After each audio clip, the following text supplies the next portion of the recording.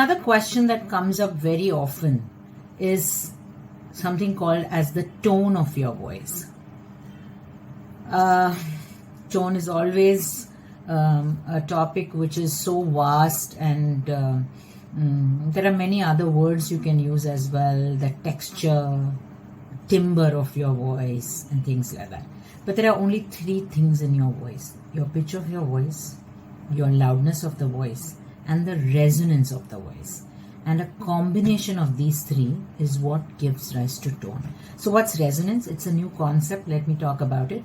So resonance is like an echo. So if you take a tube and do boo, the voice echoes. And we have natural echo chambers in our body, like the neck, the sinuses, the open mouth. Now the way of understanding is certain sounds like ha, ha, he, they naturally have a lower resonance, or the throat resonance. And ma, na, nga, they have a nasal resonance. 90% of the sounds, pa, ta, ka, ra, they come from the mouth. So when we speak or sing, we predominantly use our oral resonance. But if you want to have a good tone, it's not about doing a particular pitch or a particular resonance. It's about balancing your pitch, loudness, and resonance. So, for example, this is my natural voice. Sa, re, ga, ma, pa. So I'm going to use my mouth resonance a lot more. But if I want to go on a higher pitch, I'll have to balance out both my volume and my resonance. Sa, re, ga, ma, pa, dha, ni, sa. So in order to go on a higher pitch, I reduced my volume, and I also used a little bit of nasality. So a good tone comes from balancing all these things. Like for example, if I sing in a higher pitch but use too much loudness, sa, re, ga, ma, my voice sounds harsh, right?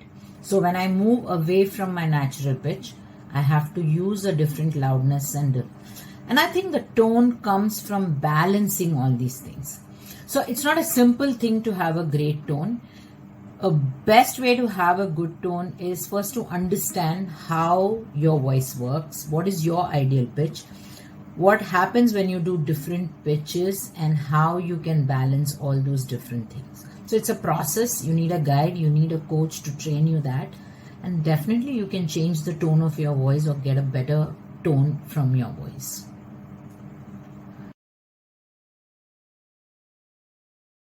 So, one of the most common questions that's asked is how to find your singing voice. Actually, it's pretty simple. Your speaking voice is your most natural voice. So as a child, you just learn to speak. Nobody teaches you, oh, this is your voice or this is not. And when you learn to sing, especially Indian classical music, you learn to sing in your natural voice. So your pitch could be anything. So if I'm counting 1, 2, 3, 4, 5, 6, and my voice would be sa, re, ga, ma, pa, dha, ni, sa. So when you learn music, you use your natural voice, and a way to find it is to match it to your natural speaking voice. But singing is not just like speaking, is it? So you use higher pitch, lower pitch, and that is something which you learn with your music teacher, how to go higher the scale and lower the scale. And of course, if you're singing film music, then you're singing in different pitches, resonances, loudness, so many things. So that is something which you learn with your teacher, your voice coach, and you learn how to acquire different pitch, different resonances. But in general, if you're a newbie and you want to sing, just sing in the voice that comes naturally to you.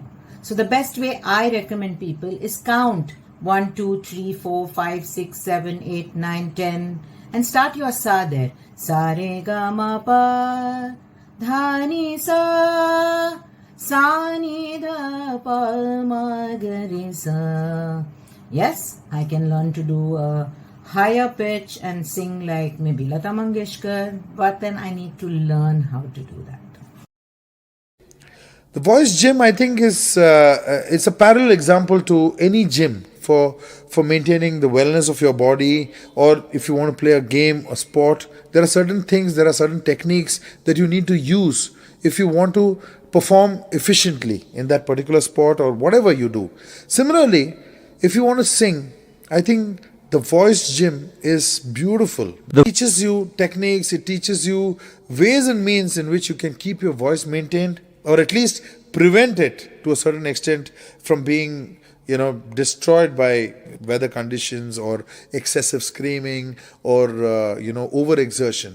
So, this course is very important for all singers, including me. It's voice gym. If I want to put it in one single word, it means to use your voice with ease and in a much better way. So to be able to get the maximum out of your voice with the least effort, and that's what voice gym is going to teach you. So the capabilities of your voice is like a huge gym ball. I'm sure all of you have seen a gym ball. So that's all the possibilities that you can do with your voice. But we are operating as much as a tennis ball. So there's so much more you can do with your voice. So if you do voice gym, you can explore the possibilities, the innumerable possibilities that you can do with your voice.